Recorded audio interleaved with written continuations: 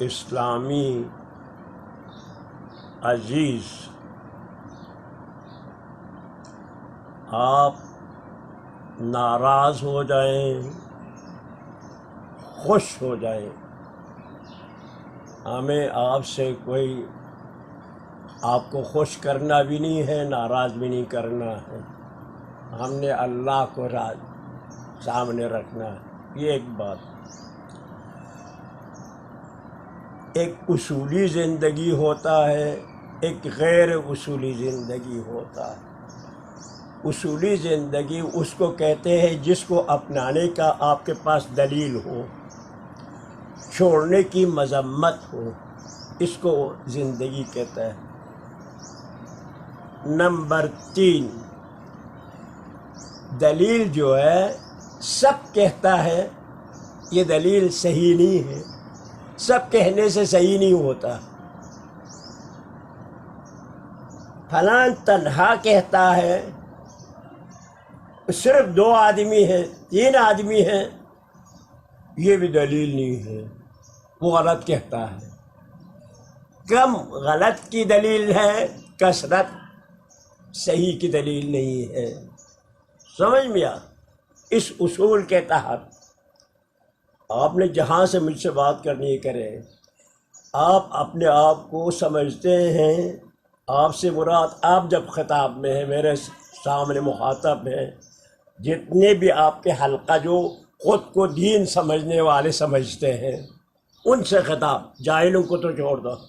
جو شخص اپنے آپ کو دیندار سمجھتے ہیں، دین سمجھدار سمجھتے ہیں، وہ کھلے کھلے غلط میں ہیں۔ اس کی 3 مثال میں دے رہا ہوں۔ ایک کلمہ یہ زواج ہے، یہ کھلا غلط ہے، آپ پر ٹھوسا ہے تاکہ ازدواج خراب کریں، ازدواج محال کریں۔ اگر شعور کریں گے، یہ لفظ بولنا میں مفتی نہیں ہوں، نہیں کہتا ہوں حرام ہے، حرام حلال کا میں فتویٰ نہیں دے رہا ہوں، لیکن لفظ بالکل غلط ہے۔ ایک نمبر 2، ایک آدم غلط ہے، ایک اسلام کے مزاج کے خلاف ہے، باطل فی باطل ہے۔ نمبر 3، تفسیر قرآن، یہ کھلا غلط ہے۔ کیوں غلط ہے؟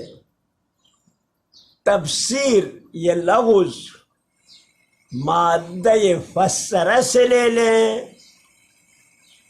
تو کہتے ہیں معقول، لفظ کا معقول معنی کرنا۔ لفظ کا معقول معنی کرنے کا مطلب کیا ہوتا ہے؟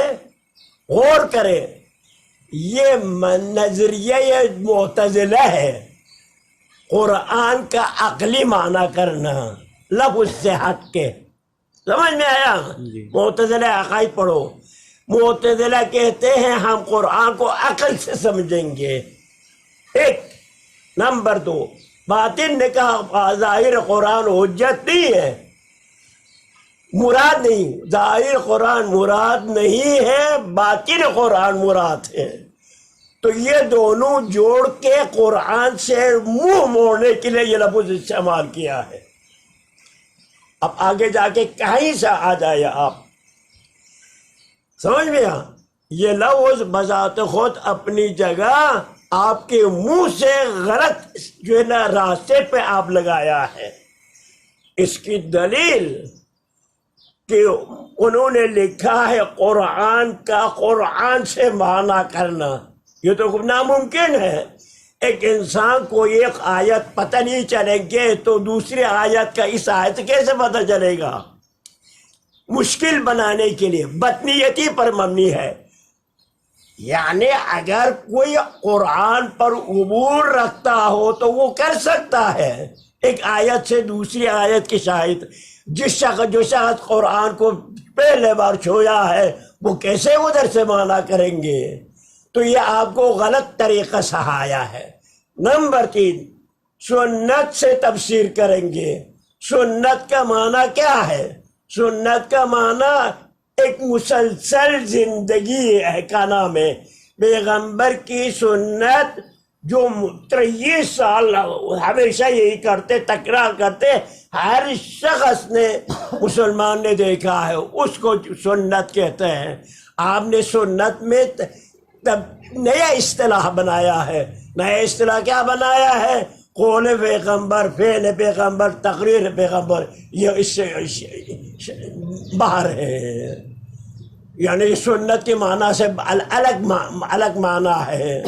یہ کس نے کہا ہے؟ قول و فعل، پیغمبر کے قول کو، تقریر کو حجت بنانے کے لیے کیا چاہیے؟ خود قرآن چاہیے۔ جس طرح خود محمد کی نبوت ثابت کرنے کے لیے قرآن چاہیے، اسی طرح پیغمبر کے تصرفات کو صحیح ثابت کرنے کے لیے قرآن چاہیے۔ لہذا آپ کے پاس کل کلیئر 2 ٹوک، 4 کے 4، 2 کے 2 4، یہ بات ہے۔ آپ کے پاس کوئی سنت ثابتہ ہے نہیں ہے۔ آپ کے پاس تمام مجامع کتب روایات جمع کرے، سب مانتے ہیں کہ ان میں احادیث جعلی ہے، اسرائیلی ہے، ضعیف ہے، مرسلات ہے، راوی غلط ہے، پر ہے۔ علم حدیث نے جعلی احادیث کے نشاندہی کی ہے۔ علم رجال نے راوی غلط کو سب کے پر کتاب نکالی ہے۔ ان سب سے چشم چرا کے، آنکھ چرا کے تفسیر کرنا، یہ آپ کو غلط راستے پر لگایا ہے۔ یہ تینوں مصطلح اسلام کے خلاف ہے، قرآن کے خلاف ہے، آپ اس پر چل رہا ہے۔ تو ہم یہ آپ کے اوپر ذمہ داری لگانے والا نبی نہیں ہے، ہم کوئی ہے، کوئی ہستی نہیں ہے۔ آپ کی مرضی ہے، آپ دین پر چلنا ہے تو دین کو صحیح طریقے سے سمجھے، آسان طریقے سے، جس طریقے سے سمجھنا ہے۔ ابھی فرض کرو آپ کے پاس کتاب ہے، یعنی مفردات راغب، مادہ سفرہ کے معنی کیا ہے، مادہ مفسرہ کا معنی کیا ہے؟ لفظ سے ہٹ کے دنیا میں کوئی معنی نہیں ہوتا۔ دنیا کا کوئی تمام واحدات لفظ کے اندر ہوتا ہے۔ لفظ سے ہٹ کے کوئی معنی کریں گے تو وہ معنی ٹھوسنے کا جعلی ہوگا۔ وصلی اللہ علی محمد۔